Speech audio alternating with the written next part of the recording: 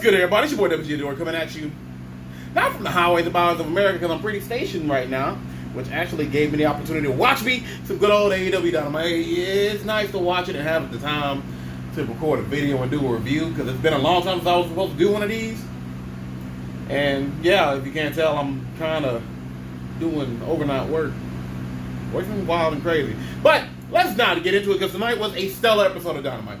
Opening up with one of those few on the lower end AEW opening matches. Usually with an AEW opener, it's usually a really good show, and this one was alright. I'm gonna be honest, the Laredo crowd was not one of the hypest that I've gotten from an AEW Rockets crowd, which is sad because this is actually a damn good showing. But anyway, the opening match starts out with Team Nonstop Action, that's what I'm gonna call them, Team Nonstop Action, versus the current reigning and defending AEW All-Atlantic Champion, Orange Cassidy, with the Acclaim, with Daddy Ass. So,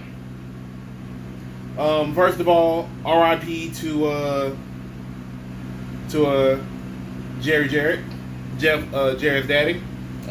One of the greatest promoters in all of professional wrestling. Like a king of Memphis that I would say also helped cement Jerry Lawler as the undisputed king of Memphis. A legend that is so important to the wrestling business that he even was helping out with the WWE back in the day when Vince was going through that little steroid scandal. So this one is a heavy loss for anybody who's a fan of professional wrestling. And this one is a matter of just age, and he's up there in years, which is understandable. So while it's not as much of a tragedy as it was with Jammin', it's still a heavy loss to the industry. We lost a legend, and rest in peace and condolences to the Jarrett family. But Jeff Jarrett, the last outlaw, if he's not anything, he is a mother-loving professional. And while this is not one of my favorite openers, this was still a damn good opener. I mean, everybody got to shine. It's a nice little baby face come in, but like I said, this crowd just wasn't really in it for me. And honestly, this match didn't have a whole hell of a lot in terms of in-ring uber excitement, but it was good nonetheless. The biggest bonus I'm gonna give to this match is that it did, push it. We still got this intense beef with the Acclaim and the Guns, as the Guns came out mid-match to taunt Billy and the Acclaim. Did that help Team Nonstop Action win? It did not, but it's nice to keep that story going on. So for me, I would say that this was a solid B+. In-ring action was pretty solid. I was a fan of just about everybody in the ring. Satan Singh wasn't terrible. He did his job properly, and the right team won. Given anybody else, I would say Team Nonstop should have won, but the right team won this. And for me, I'm just gonna go ahead and give it a nice little. I'm gonna give it a B. It's not, it's not a bad opener. It's just a decent opener. Now then, following that up with match number 2, this is the one that was more exciting, which is sad because this one's kind of being put as the promotional match for this episode, as opposed to the main event, which I kind of have feelings on, but that's neither here nor there. As it's the BCC versus Los Facción Ingobernables, with Rush in a battle, the former 10 President Vance, going up against the BCCs, the Blackpool Combat Clubs, Claudio Castagnoli, the reigning and defending Ring of Honor World Champion, and Jon Moxley. And my God, this match is exactly what you would expect from having all of these guys in the ring. First of all, LFI didn't even let it get to the ring, even though it was a tornado tag match. They just went ahead, got to jump in on the BCC. They're fighting into the ring. Good shit. The people are getting in there excited. Rush, this is by far a crowd that is very much familiar with him, and you could tell with how they were getting excited for him. But also they were still there for the BCC. So it's like on two different fronts. It's just like nothing but love. The match got brutal. It got hard and heavy. We got weapons, bloodshed. My God, this could have main evented easily, but honestly, it is a great follow-up to that kind of lower energy opener, and really nothing else to say except that the winner's coming out on top was the BCC. But all throughout said match, we had Hangman Page in the background giving looks into the screen. The only thing I will say about that is that he did the WWE look where it's like, you're looking at it in a very unnatural way, which is just fucking weird, because I guess you don't want their responses. Don't do that. I have a comments about some of the decisions that's happening with AEW, but that's not for here. What I will say though is just, honestly, I am excited for the prospect of seeing Rush and Claudio go at it for the Ring of Honor World Championship. And honestly, that is a big story for the night, that I'm seeing a lot more guys that I'm not familiar with seeing on Dynamite, which is a very nice feel. Plus, we're getting incorporation of Ring of Honor guys, which again is nice to see on Dynamite. Rampage, I have feelings about Rampage right now, but for Dynamite, this was without a doubt a great decision. But more importantly, after the BCC won, Jon Moxley choked out President Vance with a chain. It was bloody. It was awesome.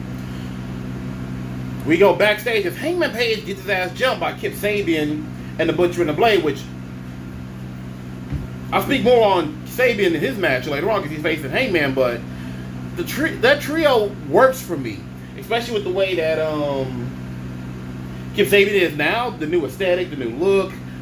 I definitely can see potential there for them as a trio group, whatever. This match got a nice little A- for me. Again, the real thing that's holding me back on it is just the crowd. Like, there were just times where they were just a little too quiet for me. But other than that, damn good match. Damn good follow-up. It got my juices flowing for a good night of wrestling action. Now then, what was great was the following match, because I was happy as fuck to see Chicken getting the shine on AEW Dynamite. I'm talking about Mark Briscoe having a match with Josh Woods. It is without a doubt a Ring of Honor match. It's great to see these guys on Dynamite, and it's funny that this actually progressed from a segment on Rampage. So good. Now we just got to work on Rampage getting either better time or just being a part of AEW, because I still feel that without a shadow of a doubt, AEW Rampage is nothing more than just an extension of AEW Dynamite. So what they really should do is to take that hour that you give to Rampage, put that in Dynamite, make it a 3-hour show, because you only have that as the main dedicated TV product down there. That does cause a problem with the existence of a TNT Championship, seeing as how that belt is not always defended on TNT. But we'll address that in another video. But this match was nice. It was great to see the crowd really behind Mark, and honestly, it's just nice seeing the Briscoe on there. We had him come out with the jamming shirt, and it was a real good Ring of Honor match. And Mark was Mark. He was just Mark, and I really love that.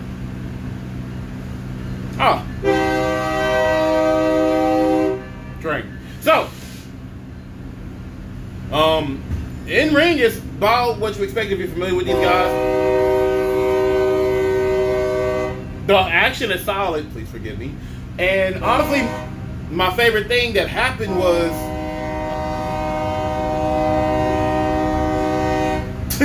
Josh Woods, who was associated with Smart Mark Sterling, had some of Smart Mark's other clients over there helping him out by beating on Chicken. But that's when the Lucha Brothers come out to aid him out. Now then, do I expect this to make a group out of it? I don't. But it does show the respect that the Lucha Brothers do have for the Briscoes, because they have clashed quite a few times out in the Indies and in Ring of Honor. So it is a nice thing to see. But that being said, Mark got the win. It was a feel-good moment. It was nice seeing more Ring of Honor talent show. And it really helped with what I've been feeling has been a problem in AEW. And the problem is we don't have a nice variety of talents. We're always seeing like the same rotation of guys. And yes, it's a risk when you take in a lot of guys that the main Dynamite crowd is familiar with, especially considering how many people don't really keep up with Rampage like that. And could be even less people checking out with Dark and Dark Elevation, myself being included, because I just don't always catch the time for it, because I'm just perpetually doing shit, and this isn't my dedicated job. So, with that being said, seeing what we have and having just a refreshing cast of new guys on Dynamite TV, this was a B plus for me. And the right person won, and there wasn't anything bad about it. It was all in all good. And the crowd was definitely behind it. So that was a very good thing to see. Now then, after that match, we get a brief interview backstage between Renee Paquette and Adam Cole, bang bang. And really it's just showing good things and building to his eventual return in the ring. No dedicated focus on where he's going to go, what championships he may be chasing after, even though he is without a doubt a main eventer and should be in a main event position. It's just nice getting these little things building back up to his return. Hopefully he doesn't come back with too much ring rust and can get back into the flow of things. Now then, my favorite segment of the night, and that is because I watch AEW on Fight. VPN, baby, which means that I got to see MJF being a heater, and oh my god, that makes it way more enjoyable. Just seeing him come out, how he's heating the crowd up, being a douchebag to the fans around the ring.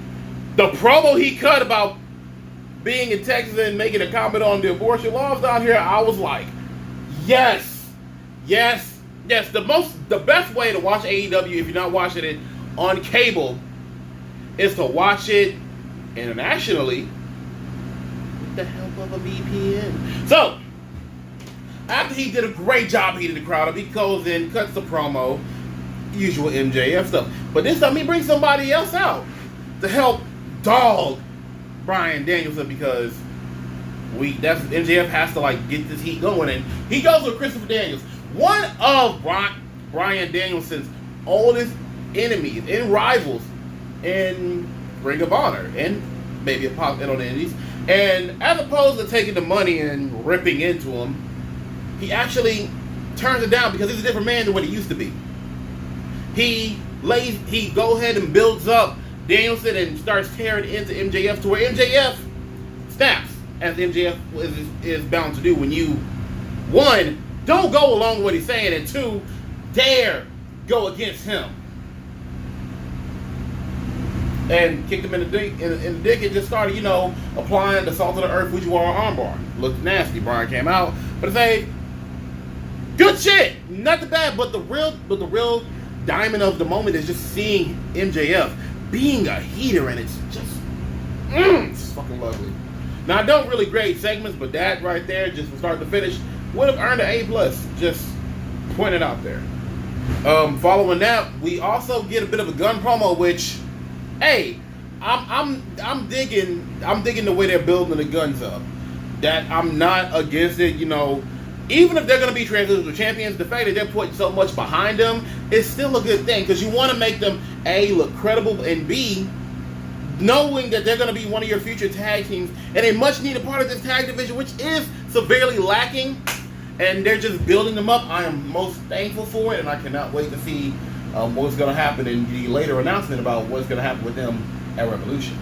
Now, then, somewhere in there, we also had a promo building towards Wardlow and Samoa Joe with a very touching speech about his hair and what Joe really did when he cut his hair, and it really did hit hard, talking about how he didn't really have his father around.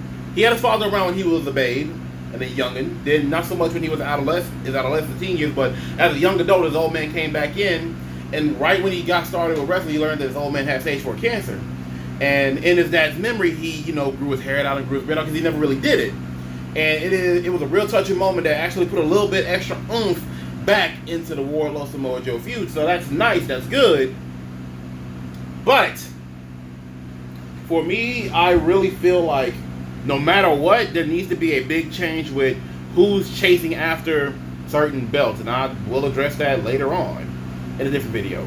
But I mean, I'm really thinking about what comes after this feud, because even if Wardlow gets it back, how much oomph is this really putting back behind him? Or maybe it's about time that we let Wardlow move on from that and possibly put himself into an upper mid card to main event position. Just something to keep in mind, and something that I most definitely am feeling going on to this night.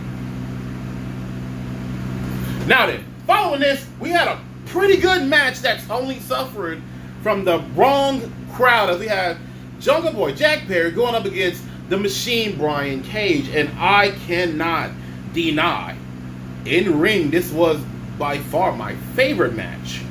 Just on the in-ring action, because these guys' chemistry works well. Brian Cage being the fucking Hulk that he is, but being as agile as he can be, allowing him to keep up with smaller guys and somewhat flyer guys like Jack Perry, and kind of show off and stunt, as well as being able to pull off damn good counter maneuvers, really made this a much better match than what you would think just watching it, because this crowd, they just didn't give the fucking flow. They didn't really get behind the guys like they should have. And again, it's not because they didn't do better. I feel like they most definitely could have worked well with a much more hype and in their crowd, because all night this crowd has been really lacking, in my opinion. But this match was great. Brian Cage, I fucking love the man. I cannot deny it. And I am all about giving a push to Jungle Boy Jack Perry. My only problem is that he got to win at the cost of Brian Cage. Now then, for me, I felt like if we're going to have Jungle Boy get a win, but you want to make it significant, have it be a win that could push somebody else that we're not seeing. Action Andretti, what the fuck is he doing? They easily had a banger match, some nice babyface action, where we get to see more of Andretti, because I'm not seeing enough of him, and his win over Jericho and his push, this would have been a great spot for him to take an L. Not Takeshita. That boy needs to go on a goddamn winning spree.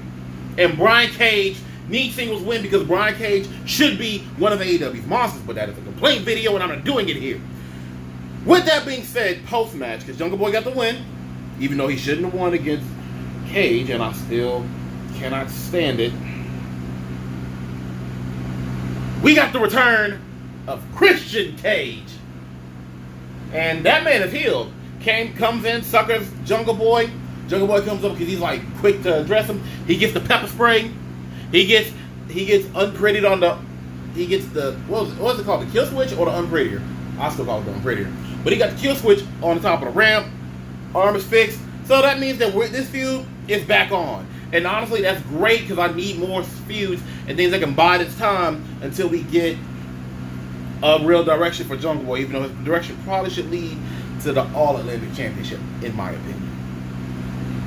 That match, I would definitely go ahead and say it was a B+. And I would dare say it maybe could have been the A-, but maybe there's just a little tinge of a little bit of lack. Maybe in a repeat, that could have been something, or if this actually had more oomph behind it, behind the push, like let's say positioning on the AEW rankings board, like for a top 5 spot, that easily could have mattered. Again, I have a rank video behind this, but for that and how I went, this match just gets a B+ for me, and thank God for that extra story with Cage. That's really what helped me from just saying this is just average. Now then, backstage we have Renee Paquette making announcements in regards to AEW Revolution, March 5th. Most importantly, making announcements in regards to the AEW tag team belts and their defenses, where I believe this is actually becoming the norm with a normal occurrence with Revolution, where it's going to be a triple threat match, and the teams that will be announced to be in play for the belts will be one from a AEW traditional tag battle royale, and then the AEW tag team casino battle royale, which again, I do like the casino battle royale. I love how it's its own definitive battle royale, separate from like the traditional. But this would also be, once again, a great time to have the rankings play a role in who's in contention to go after the belt, or at least be in contention to be in a battle royale, or maybe even a small tourney that could have gone on for a couple weeks. Just a thought. But that's also where the Acclaim come in to say that they are going to enact and invoke their rematch clause. So instead of a triple threat, we're going to have a tag team fatal 4-way. Essentially, fatal 4-way tornado tag rules, and I am looking forward, because that's going to be a fucking crisis of a match in the best way possible. And I'm very curious what teams are going to make it. So, I'm excited. Following that, backstage workers, we have the Elite basically doing a promo for the Rampage Slam, which is going to be a much earlier showing for Rampage, which is nice. But it's all in all built just to have the rematch between Top Flight with AR Fox and the Elite. And this is going to be a fucking problem because I know I have seen bodies that could fill that division. But we're about to get another rematch with these trios belts. Tony Khan, I've said it plenty of times. Y'all might not have heard me, but I've said it before. There was a time where AEW could have easily done these trios belts, and they had the bodies for it. Where a lot of those bodies went, I don't fucking know at the moment. But it is a fucking shame that I do not see new people in. Like, granted, the trios belts I would knock below the tag belts, and that's only because this is a faction belt. That is how it should work. There are plenty of groups in AEW that they're just not utilizing, but that's for a rant. We got that coming on Friday. Cool. I know it'll be great in ring, but it's way too soon, and I do not like it at all. But you know what I do like? I like Kip Sabian and how he is now. Because we have Kip versus Hangman. Now that I said earlier that Kip and the Butcher and the Blade, they all jumped and attacked Hangman before his match, you know, to get a bit of an advantage.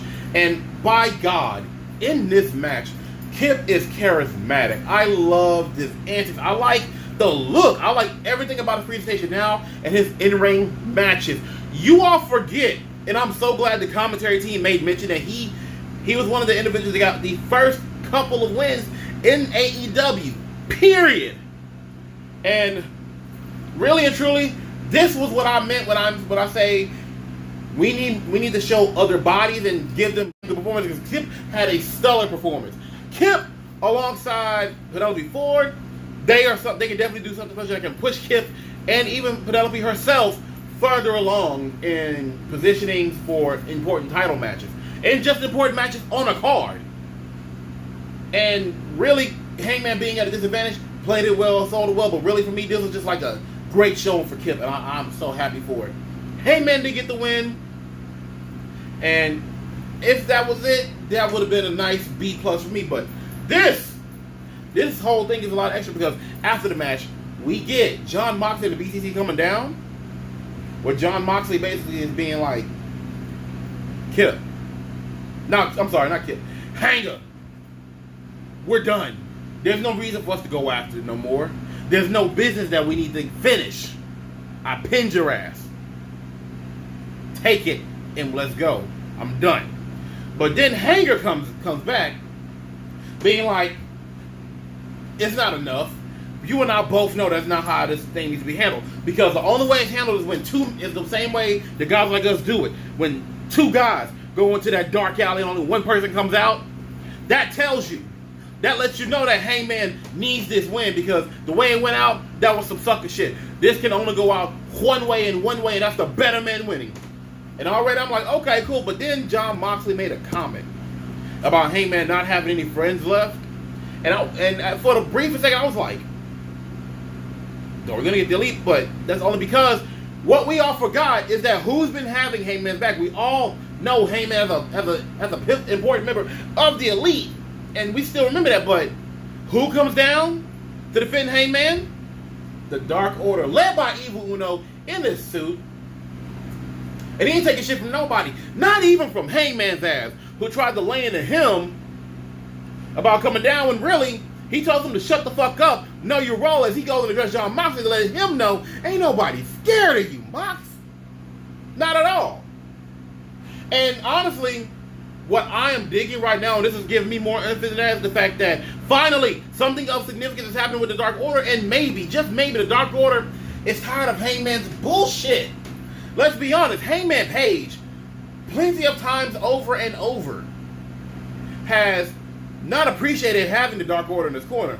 Not having John and Ryan, and especially Evil Uno, and it's great that they're letting you know, like, hey, motherfucker, we got your back, we are here. But more importantly, it's nice to see the Dark Order doing something important that could lead to a bigger feud with the Dark Order and the BCC. And I am definitely for it, because I love the Dark Order. And I definitely feel like they have been underutilized and underappreciated whenever they were on fire for a hot minute. Just put it out there. This got to be A+ for me. This was my A+ of the night, and honestly, I'm not regretting that decision at all, because It was just so good. So fucking good. Following that, we got Stokely Hathaway and the Firm with their little backstage thing. First of all, Stokely Hathaway is fucking hilarious. Like, that man is just genius. Now then, I will say this. The Firm needs wins. The Firm needs dubs. They need to be a viable threat out on their own because these are all guys. Every member of the Firm. And if I remember correctly, the Guns are Firm associated or in the Firm. So let's kind of bring that back there, boys, because yeah, that's very important, especially considering that we have Big Bill William Morrissey here. We got Lee Moriarty, and those guys need dubs. We can't afford to have them keep losing and just be straight up jobbers or low card guys, because they are too talented for that bullshit. Now, with all that said, it is time for the main event. We're talking trios action. We got Ruby Soho going up against Toni Storm, going up against Dr. Britt Baker, and Ruby is in the middle of the entire situation because they all want her to join our side, and Ruby's just kind of doing her, which definitely played into the story of the match. As every time and every opportunity Ruby could, she was bouncing back from opponent to opponent. Like, when one's like, why don't you go over there and help her, because that's who the fuck you riding with, or fucking no, give me a hand since, you know, we need to ride together with the same people. No, Ruby did her own thing. And the in-ring was nice, the story was solid. You got heels, you got faces, and you got your heels, you got the faces, you got who you want support, but Ruby stood out, and I loved it because Ruby did get the win at the end of the night. And it pushes on with a much deeper story of who Ruby could ride with, when Ruby could just stay in her own lane or do her own thing or make her own little group. And honestly, AEW could definitely use more of that with their women, especially with Jade Cargill no longer really having the baddies, just kind of having Layla Gray at her back and not even having Stokely in her corner anymore. This was most definitely needed. But honestly, from the in-ring with the story, this was an A for the night. And my God, give us more of this from the women's division. Now then, where does this go in terms of getting Ruby into a title match? I don't fucking know. I don't need her with little one-offs. I need her progressing towards more. And give me more women, because like I said, I am tired of just only seeing Toni Storm and Britt Baker always week in and week out on Dynamite, kind of taking a spotlight and shine when there's way more women in AEW. But with that being said, I must say this was a damn good night of wrestling action. We got some great story going. We got progression towards Revolution, and Revolution is looking like a damn good card, which AEW tends to have extremely good cards when it comes to their pay-per-views. I will say for the night, we're going to go ahead and give this thing I'm feeling a strong B+, but there were actually way more standout moments and builds that's going to let me give this an A-. It's not necessarily what I would say a whole solid ass A, but it's most definitely better than a B+, but just by a nudge. I gotta go, because I got other shit to do and probably other videos to make. I do appreciate y'all watching, and if you made it this far, please like, share, subscribe, talk to me in the comments, because I do talk back, babies. Anywho, I gotta go, because that was a long ass review. Peace.